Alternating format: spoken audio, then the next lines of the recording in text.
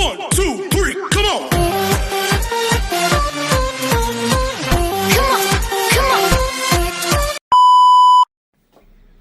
Hello beautiful people! Welcome back to my channel. This is your Mama Sam. Hola mga amigo, amiga, kumare at kumpare. Kamusta kayong lahat? Sana lahat po kayo ay okay at safe ngayong araw na ito. At syempre, kung ako naman ang tatanungin nyo, nakikita naman ninyo ang beauty ng Mama Sam ninyo. Fresh overload pa rin, di ba? Ganyan talaga kapag umiinom ka ng maraming vitamin C plus kumakain ka ng maraming banana. Dahil sa banana, mas nakakaloka ang ganda ng Mama Sam ninyo. Charot! So, kamusta naman kayong lahat? Sana lahat kayo ay okay na okay ngayong araw ng Thursday. So, happy Thursday sa atin lahat ng bonggang-bongga. At hindi lang yan, maraming salamat sa walang sawang tumatangkilik dito sa Mama Sam Vlog, araw-araw, lagi-lagi. And then of course, sa mga bago nating subscribers, hello po sa inyo lahat. Maraming salamat guys sa pag-subscribe ninyo, syempre dito sa channel ko. At syempre sa lahat naman ng makasolid na Mama Sam dyan na laging nakatutok, maraming salamat guys sa inyong lahat. Kaya naman ngayong araw na to, marami akong hatid na chika sa inyo na talaga naman, oh my gosh, magtataas ang kilay ninyo ng bonggang-bongga sa mga pag-uusapan natin ngayon. Kaya guys, wag na nating patagalin ang ating mga chika. Para sa una nating chika, eto nga, nako, pinag-uusapan, pambato natin sa Miss Supranational. Malakas ba ang laban? Yes! Talaga naman umaariba at lumalaban ang ating pambato dito sa Miss Supranational. And then, of course, kailangan natin silang tulungan. Kailangan natin magbayanihan para sa kanilang boto. So, pumunta lang po tayo sa page ng Miss Supranational. And then, ayun. So, syempre, maging update tayo sa nagaganap na botohan doon. Sa kasalukuyan, syempre, nangunguna ang ating pambato dahil mas maraming bumuboto ngayon sa kanya. Kaya guys, sana keep voting para kay Katrina Ligado. And then of course, syempre pumunta din kayo sa Mr. Supranational, and then of course iboto din natin ang ating pambato naman na si Felipe Marisigan. Alam nyo, may ibubuga naman ang pambato natin. Syempre kailangan pa rin natin sila tulungan para, alam mo yun, mas matodo ang laban. Huwag kayong mabahala kung sino yung naririnig ninyo na tingin ninyo malakas, sinong naririnig ninyo na parang feeling ninyo mananalo. Huwag kayong mabahala doon. Mag-focus tayo sa pagtulong sa pagboto sa ating mga kandidata at kandidato. So, laban lang, di ba? So, at tiwala, kailangan natin sila pagkatiwalaan. Kaya ano pang hinihintay ninyo? Vote na. And then, of course, para naman sa sumunod natin, chika, kung ang ating Reyna from Globe na ito nga ay nagpaplano daw sumali sa MGI All-Star. Oho, ayun nga, napapabalita nga, di ba, si Maureen Montaigne gustong sumali sa MGI All-Stars. Ngayon, ang tanong, Mama Sam, tingin mo ang Reyna from Miss Thailand, na Miss Globe recently, ngayon, yung present, sabing ganon, pwede daw bang sumali sa MGI All-Stars? Pwede naman kung gugustuhin niya, pero parang feeling ko hindi na siya sasali kasi mas gugustuhin niya na lang manatiling maging reyna ng, alam mo yon, Miss Globe. Ang hirap kayong manalo sa pageant, di ba? Lalo na yung mga may botohan na pageant, ako ang hirap-hirap. Kaya kung ako sa kanya, manatili na lang siya na reyna ng Miss Globe. Hindi ko rin maintindihan si Maureen Montaigne kung bakit kailangan sumalang pa sa Miss MGI All-Stars. So hindi ko talaga naiintindihan. Pero kung ako kay Maureen Montaigne, Diyos ko Lord, makontento ka na kung ano yung meron ka. Dahil ang pagiging reyna ay, syempre, hindi basta-basta yan, di ba? So, kung ako sa kanya, hindi naman kailangan pang i-push na sumali, no? Kung ako kay Maureen Montaigne, siguro manatili na lang siyang Miss Globe winner. And then, alam mo yon, wala kasing kasiguraduhin dito sa sa MGI All-Stars. Manatili na lang siyang maging reyna. Kasi ako, para sa akin, ang MGI All-Stars, pwede naman sumali yung mga alam ba, nag-runners up or nag-finalist, yung mga tipong gano'n. Tapos gusto nilang magka-chance ng one more time, di ba? Gusto nila i-try. Walang problema doon. Like example, ito nga po naging pambato natin nung nakaraan taon, di ba? So, nakarating siya sa top 5 si Gasini Ganados. Pero, kasi kung itatry mo pa uli, tapos Reyna ka na, parang, ayun talaga, hindi ko talaga naiintindihan na bakit kailangan mo pang sumali. Ano ba yung hinahabol mo dito? Kasi, parang feeling ko, fulfilled na yung nagawa mo para sa pagiging kontesera mo dahil naging Reyna ka na. Ngayon, kung nakukulangan ka pa, bakit? Mababago ba ang karir mo kapag sumali ka dito at mananalo ka, di ba? So, ang akin, siguro, instead na sumali sila sa mga ganyan, siguro gumawa sila ng platform na, alam mo yon na parang mas tututukan pa sila ng tao. Kasi kapag sumali ka pa kasi ng one more time, tapos Reyna ka na, paano pag natalo ka?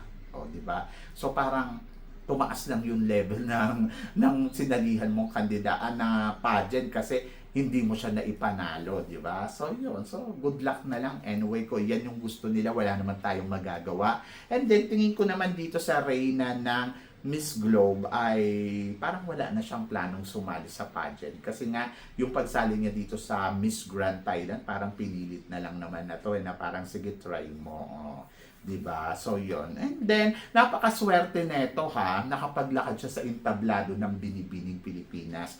Bibihirang Thai Queen ang nai-invite at para makapaglakad sa entablado ng Binibining Pilipinas. So, natutuwa ako kasi na-experience niya ng bonggang-bongga, di ba? And good luck.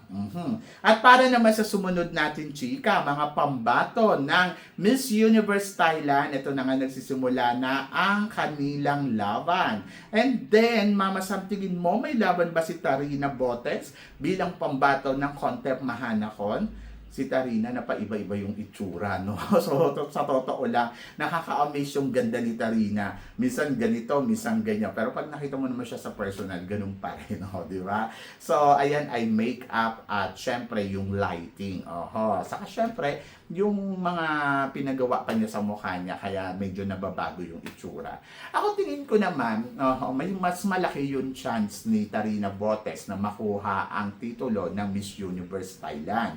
And then, maraming mga candidates dito kasi 77 sila naglalaban-laban. So, tingnan na lang natin kung ano ang ipapakita ni Tarina Botex at tingnan na lang natin kung sino pa ang candidates from Thailand na mag-shine. Sabing ganon, tingin mo ba, Mama Sam, kapag inilaban si Tarina Botex sa Miss Universe, papalo kaya ang Thailand sa top 5?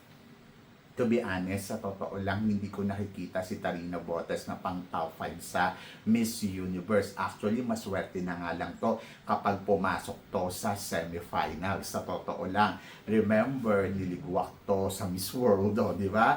So, doon sa Miss Universe, hindi ko alam. Kasi yung beauty kasi ni Tarina, hindi katulad ba ng mga beauty na katulad nila Antonio Porcel, yung mga tipong ganon. Iba ang beauty niya. Kumbaga parang, maganda pero hindi ko masabi na wow, ang ganda-ganda, ganon. So, depende siguro sa magiging laro niya. Nakikita naman natin na lumalaban si Tarina, malay natin, di ba, mag-penetrate siya ng bonggang-bongga. So, wish all the best na lang para kay Tarina sa laban niya dito sa Miss Universe Thailand. And then, tingnan nga natin kung siya nga ba ang kandidata na makakarating sa Puerto Rico. Diba? So, yun. So, good luck.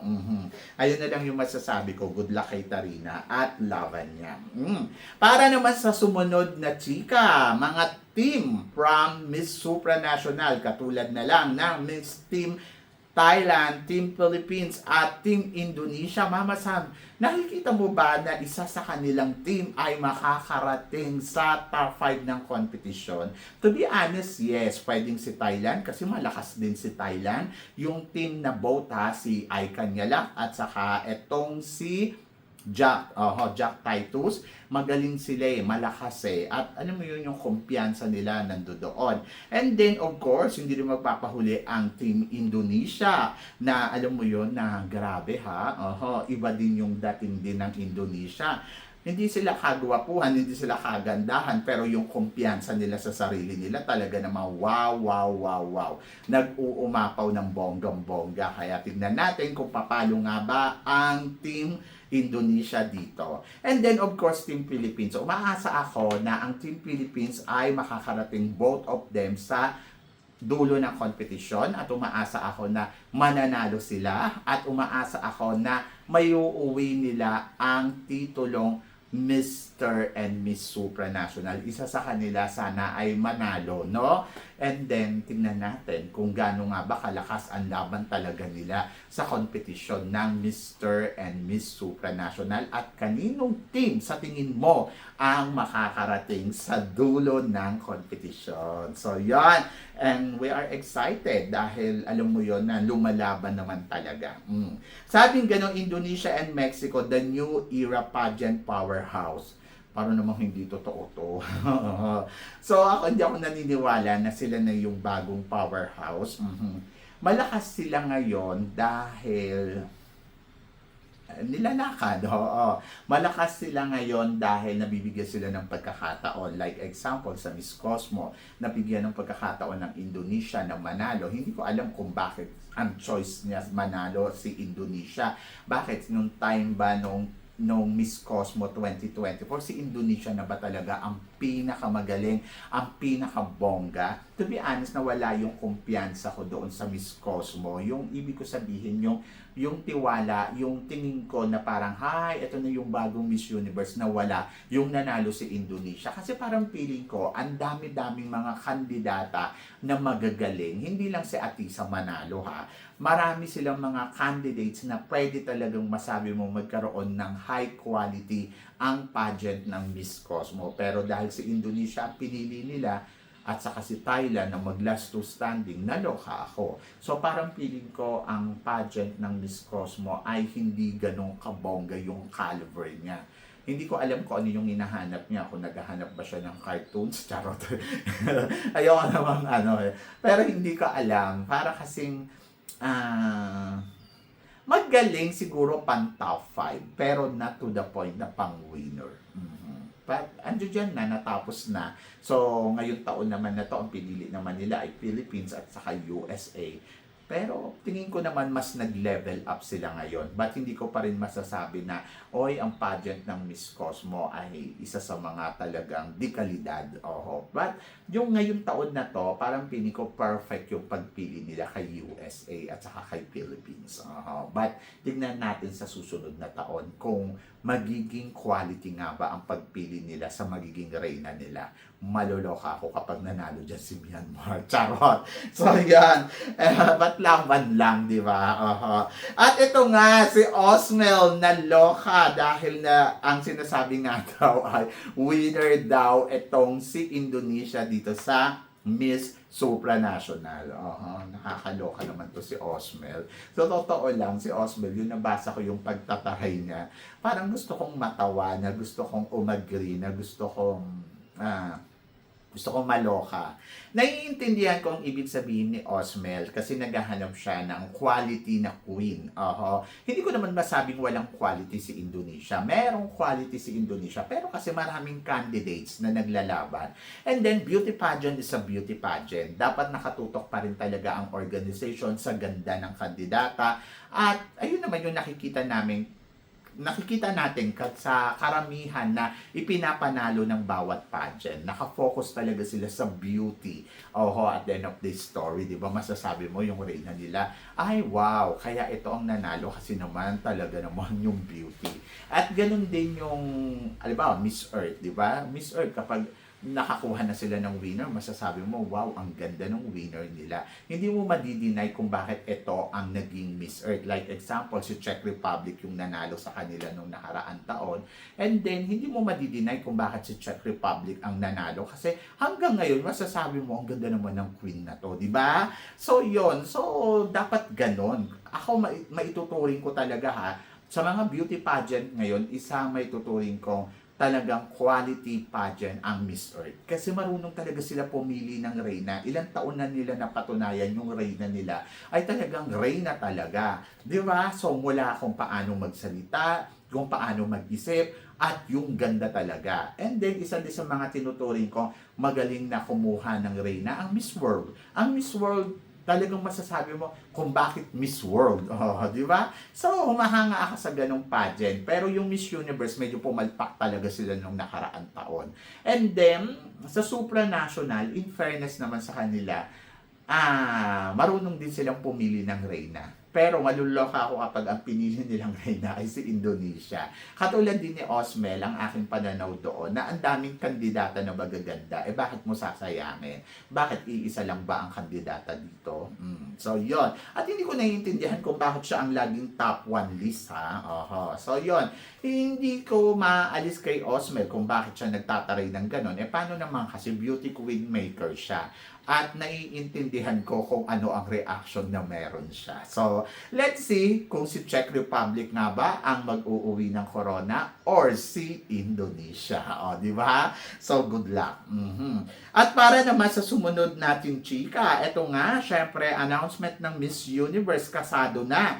Ato nga yung schedule nila. And then, ayun, ang daming excited dahil ang announcement nila ay sa November 24 ang Miss Universe. And then, of course, alam ko, isa sa mga excited dyan ang ating pambato na si Bea Milan Windorski. Dahil ito na nga, papunta na tayo doon sa momento na ayan na, Miss Universe na, di ba? So, ako para sa akin, isa to sa mga talagang aabangan ko. Ngayong taon na to. And I hope na sana hindi pumalpak ang Miss Universe sa pagpili nila ng magiging bagong reyna. Sana naman, no, ang masasabi natin, wow, Miss Universe. Ganon. Hindi yung parang, bakit siya ang Miss Universe? Umaasa ako na si Bea Milan Windorski ang isa sa mga makikipagpukpukan at iingay ang pangalan sa laban ng Miss Universe ngayong taon na to. And looking forward talaga ako sa ipapakita ni Bea Milan Windorski. And I'm so excited dahil eto na nga, di ba? So, meron ng announcement. So, I hope lahat kayo ay excited na sa darating na Miss Universe. So, ang tanong na lang ng lahat, manalo ba tayo? Ayan yung abangan natin. So, malalaman natin yan very soon. And then, of course, looking forward nga ako sa bibigyan ng koronang bagong Miss Universe. At I think Bea Milan Windorski ay isa sa mga talagang makikipaglaro at makikipagpukpukan. Kaya, magtiwala tayo sa kanya. And then, of course, para naman sa sumunod natin, chika, isa din sa mga inaabangan ng lahat, ang magiging laban ni April Smith sa Miss Charm. So, mama, somethingin mo, kakasakaya ng bonggang-bongga ang ating pambato na si April Smith. Actually, gusto kong magtiwala talaga kay April Smith kung bakit siya nilagay dyan, dahil naniniwala ko ang organization, may nakita silang kakaiba kay April Smith. Yung iba, alam ko ang iniisip nila, wala namang charm to sa April Smith, bakit ba nilagay ito dyan?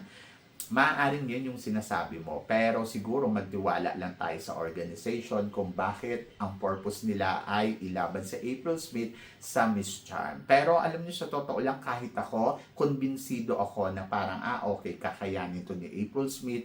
At si April Smith ang isa sa mga possible na talagang makarating sa dulo ng kompetisyon ng Miss Charm. So, malalaman natin yan kapag nagsimula na ang Miss Charm. So, abang din tayo ng kanilang coronation kung magaganap nga ito this coming December. Kasi December din itong ginagawa Pero kasi, tingnan natin, urong-sulong din tong pageant na to. But ako, umaasa ako na hindi mauurong ang laban ni April Smith sa Miss Charm. So, laban yan. Ang ganda-ganda kaya ni April Smith. And then, para naman sa sumunod natin, chika, eto nga, second crown for the Philippines. Makuha na kaya ni Asia? To be honest, I'm so excited for Asia Rose Simpson. Dahil ito ay isa sa mga kandidata na parang feeling ko, may uuwi din neto ang title sa atin, di ba? So yun, iba ang kalidad ni Asia, at I'm so excited sa Miss World ngayong taon na to dahil alam kong malakas si Asia sa magiging laban niya sa Miss World. Sabi ng gano'n, may nabasa ako, possible na siya ang manalo dahil yung ano daw, tawag dito, yung quality at saka yung advocacy. Oo, nandoon tayo. Yung advocacy niya, isa sa mga pwede mo talagang masabi, oh, very strong yung advocacy niya. Pero syempre, kailangan niya pa rin patunayan talaga sa organization na siya ang kadapat-dapat talaga na maging Miss World. And then sa nakikita ko naman, ngayon talaga tinatrabaho na ni Asia at good luck sa atin, di ba? So, yon. So, kayo guys, ano guys ang masasabi ninyo syempre dito sa mga pinag-uusapan natin ngayon? So, please comment below para at least malaman ko naman kung ano naman ang chika mo dito sa mga tinatalakay natin. Syempre, maraming salamat po sa inyong lahat sa love and support na binibigay ninyo syempre dito sa channel ko. At sa mga hindi pa po nakaka-subscribe, please don't forget to click like and subscribe my channel.